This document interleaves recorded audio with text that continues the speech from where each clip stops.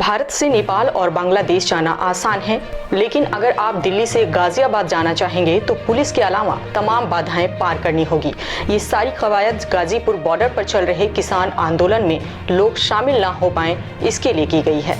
बता दें कि कृषि कानूनों के खिलाफ चल रहे किसान आंदोलन को 26 जनवरी की घटना के बाद एक अलग गति मिल गई है। दिल्ली उत्तर प्रदेश के बीच गाजीपुर बॉर्डर पर बड़ी संख्या में किसान जुटे हुए हैं और प्रमुख किसान नेता राकेश टिकैत के आह्वान के बाद कई राज्यों से बड़ी संख्या में किसान जुट रहे हैं। ऐसे में किसान संगठनों ने 6 फरवरी को चक्का जाम करने का ऐलान किया है। किसान नेताओं की कोशिश है कि गणतंत्र दिवस को हिंसा की घटनाओं से धूमिल हुई आंदोलन की छवि को दोबारा मजबूत किया जाए। हालांकि इसी कोशिश के तहत संयुक्त किसान मोर्चा ने 6 तारीख को चक्का जाम का ऐलान किया है। किसानों की बढ़ती तादाद को देखते हुए किसानों के प्रदर्शन स्थलों पर दिल्ली पुलिस ने बैरिकेडिंग के नए तरीके अपनाने शुरू कर दिए हैं। पुलिस ने यहां पर किसानों के ट्रक आने से रोकने के लिए रास्ते पर कीलें लगवाई हैं और सीमेंट के बैरिकेडिंग लगवानी शुरू कर दी है। आप वीडियो में भी देख पा रहे होंगे।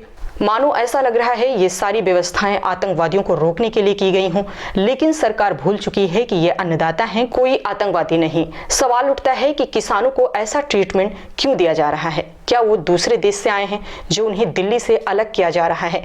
यहाँ आंदोलन में बिजली काटी जा रही है, पानी की समस्या हो रही है, आखिर क्यों?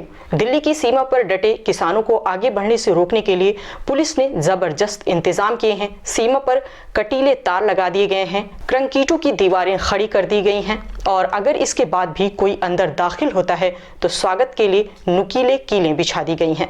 दिल्ली पुलिस ने किसान धरना स्थल से करीब 15 मीटर दूरी पर 29 जनवरी को ये 8 लेयर वाली सुरक्षा दीवार बनाई है। यहाँ जेसीबी से रोड को खोदा गया, उसके बाद पानी भरा गया, सीमेंट के खाली ब्लॉक लाए गए, उसमें सीमेंट, कंक्रीट और सरिया डाला गया। अब हालत ऐसी हो गई है कि किसी किसान या स्थानीय नागरिक को आपात चिकित्सा की जरूरत पड़ जाए तो एम्बुलेंस कहां से आएगी? पुलिस कहती है गलियों में लंबा चक्कर लगाकर एम्बुलेंस पहुंच जाएगी। 8 लेयर सुरक्षा दीवार की खासियत एक बार समझते हैं। पहले नंबर पर लोहे के बैरिकेड लगाए गए हैं। टिकरी बॉर्डर पर ये बैरिकेड दोनों कैरिज वे को कवर करते हैं। यहाँ से छोटा बच्चा भी बैरिकेड के पार नहीं जा सकता। इस पर कटीली तार भी लगी है। इसके बाद दूसरे नंबर की बैरिकेड दीवार का नंबर आता है। ये भी लोहे के बैरिकेड हैं, इन्हें आपस में जोड़ दिया गया है। अगर कोई एक बैरिकेड को हटाने का प्रयास करेगा तो उसे मुश्किल का सामना करना पड़ेगा। तीसरा बैरिकेड ऐसा है कि उसे ट्रैक्टर भी नहीं हटा सकते। अगर इसे ट्रैक्टर से हटाने या तोड़ने का प्रयास किया गया तो नुकसान ट्रैक्टर का ही होगा। वर्गाकार बैरिकेड करीब 4 फुट चौड़ा और 5.5 फुट ऊंचा है। इस ब्लॉक की खाली जगह में लोहे के सरिये डाले गए हैं। उसके बाद सीमेंट और रोड़ी का मिक्सर भर दिया गया। अब ये बिल्कुल पत्थर हो गया है। चौथा बैरिकेड केंद्रीय अर्धसैनिक बलों की मानवीय दीवार है। यहाँ पर सीआरपीएफ और बीएसएफ के जवान तैनात हैं। हर 2 फुट पर एक जवान खड़ा है। ये सब अत्याधुनिक हथियारों से लैस है। 5वें नंबर के बैरिकेड पर दिल्ली पुलिस तैनात है। इसके पास आंसू गैस के गोले, वाटर कैनन और डंडे हैं। ये भी उतना ही दूरी पर तैनात हैं जितने अंतराल पर केंद्रीय अर्धसैनिक बल के जवान खड़े रहते हैं। 6ठे नंबर पर दोबारा से सीमेंट के ब्लॉक लगाए गए हैं। ये वर्गाकार ब्लॉक खाली नहीं है, सीमेंट और कंक्रीट से इन्हें भरा गया है। इन्हें हटाना बहुत मुश्किल है। कुछ ब्लॉक ऐसे हैं जिनमें सरिया बाहर निकला हुआ है। ये इसलिए किया गया है कि कोई वाहन इन्हें टक्कर मारता है तो नुकसान उसी का होगा।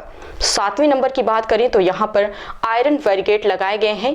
इनके साथ साथ कांटेदार फेसिंग भी लगी है। अगर कोई व्यक्ति इन्हें लांघने का प्रयास करता है तो वो घायल हो सकता है। 8वें नंबर पर भी आयरन बैरिकेड की दीवार बनाई गई है। पहले वाले बैरिकेड की तरह इन्हें भी आपस में लिंक किया गया है, यानी 7वें नंबर का बैरिकेड 8वें बैरिकेड के साथ जुड़ा हुआ है। आपने देखा कि सीमाओं पर किसानों को रोकने के लिए पुलिस क्या क्या कदम नहीं उठा रही। आंदोलन स्थल वाली सीमाओं पर लोहे की कीलों के साथ बैरिकेड को सीमेंट डालकर मजबूत कर दिया गया है। इंटरनेट भी बंद कर दिया गया है। तलवारों से मुकाबला करने के लिए स्टील की रॉड भी दिल्ली पुलिस ने हासिल कर ली है। इंटरनेट के साथ बिजली कटौती भी किसानों को परेशान कर रही है। इससे किसानों को खाना बनाने में दिक्कतें आ रही हैं। पाबंदियों के बावजूद भारी संख्या में किसान धरना स्थल पर पहुंच रहे हैं। किसान बिल्कुल हार मानने को तैयार नहीं है। आप किसके साथ हैं, किसान के साथ या सरकार के साथ? आप हमें कमेंट बॉक्स में बताएं। बने रहें द दस्तक 24 के साथ। नमस्कार।